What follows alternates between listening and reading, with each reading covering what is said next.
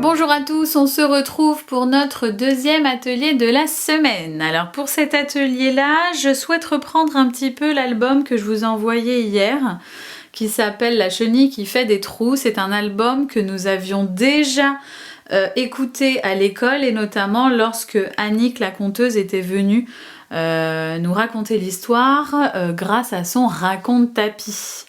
Donc la chenille qui fait des trous, c'est une jolie histoire et je me suis dit qu'il serait bien de faire un mini projet autour de la chenille. Alors on va pas du tout voir la chenille en elle-même, mais plutôt des petits ateliers à travailler sous différentes formes avec une petite chenille. Voilà, c'est un mini projet que je lance parce que je vous rappelle quand même on a déjà le projet du livre à compter qui est assez conséquent.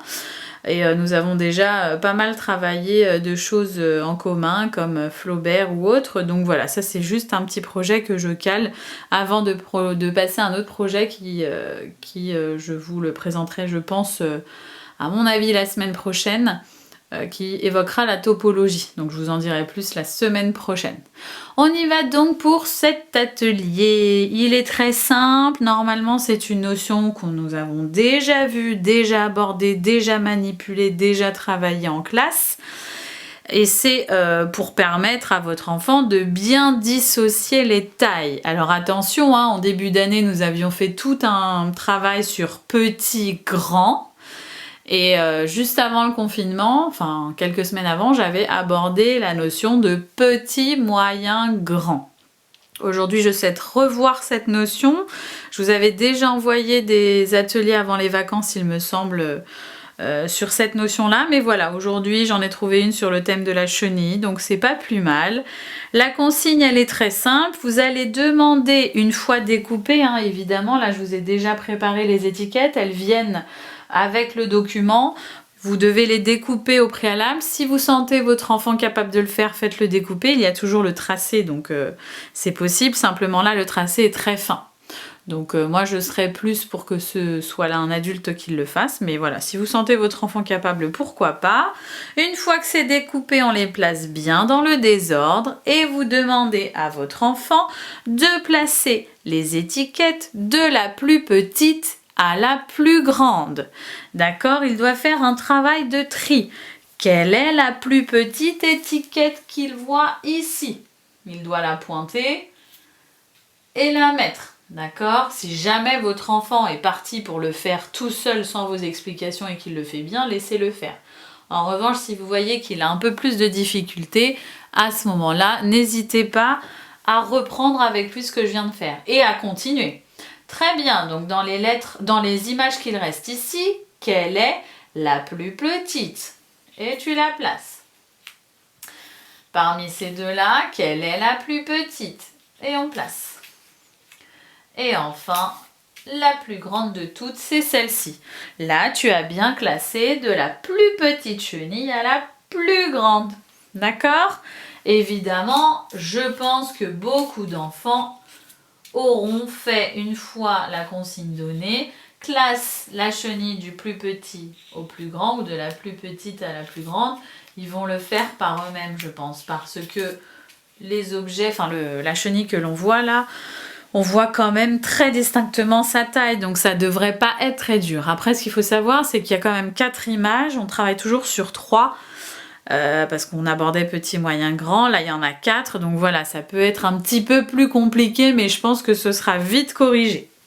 Si vous voulez complexifier la tâche, évidemment, vous pouvez lui demander de classer les chenilles de la plus grande à la plus petite cette fois-ci. D'accord? Si vous voyez que c'est trop compliqué, à ce moment-là, hop, vous enlevez celle-ci, que l'on voit bien les tailles encore plus, et vous le faites faire sur 3.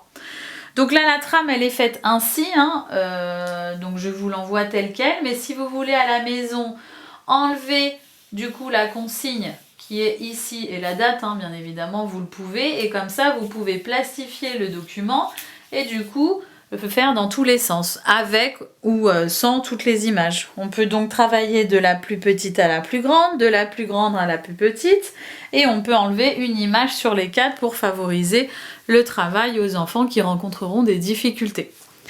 Voilà, donc c'est un petit atelier très simple à mettre en place, très facile aussi à exécuter pour l'enfant. Si jamais il y a des difficultés, n'hésitez pas à le faire comme je l'ai fait tout à l'heure, c'est-à-dire à lui montrer parmi les images qui sont ici, quelle est la plus petite, ou si vous êtes du côté plus grand au plus petit, quelle est la plus grande, et ainsi de suite. Et proposer toujours un atelier dirigé pour les enfants qui sont en difficulté. Voilà, j'en ai assez dit sur l'atelier du jour. Je vous propose maintenant de passer à la comptine de la semaine. Et oui, nous allons apprendre une nouvelle comptine cette semaine avant de passer au poème pour la fête des pères, évidemment. Donc à tout de suite pour les comptines.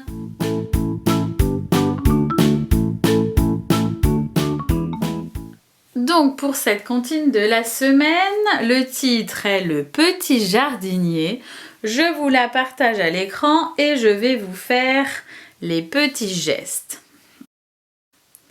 Voici mon petit jardin. J'y ai semé des graines. Je les recouvre de terre noire. Voici la bonne et douce pluie. Le soleil brille dans le ciel. En voici 1, 2, 3, 4, 5 petites fleurs. Et voici pour la comptine de la semaine. Je vous propose maintenant de passer à un petit quiz sur les chiffres. Je vous souhaite par la même occasion une très bonne journée et vous retrouve jeudi. Mes petits doudous, aujourd'hui, attention, ça va porter sur les chiffres, d'accord? On va voir si vous les connaissez tous. Est-ce que vous êtes prêts? Attention, c'est parti! Quel est ce chiffre? Oui, bravo! C'était facile, hein, le premier, c'était le 1. On y va. Quel est ce chiffre? Oui, bravo! Attention, ne confonds pas avec la lettre. C'était le chiffre 0. Lorsque je parle de chiffre, c'est le 0. Mais vous avez raison, ça ressemble beaucoup à la lettre O. D'accord? Attention, on reprend, concentrez-vous. Quel est ce chiffre? Ah, allez, c'est le 4. D'accord? On ne confond pas le 4. Concentrez-vous, attention, quel est ce chiffre? Oui, bravo, c'est le chiffre 2. Allez, on en fait encore 2. Attention, quel est ce chiffre? Oui, c'est le chiffre 3, Monsieur Bidou, on n'oublie pas.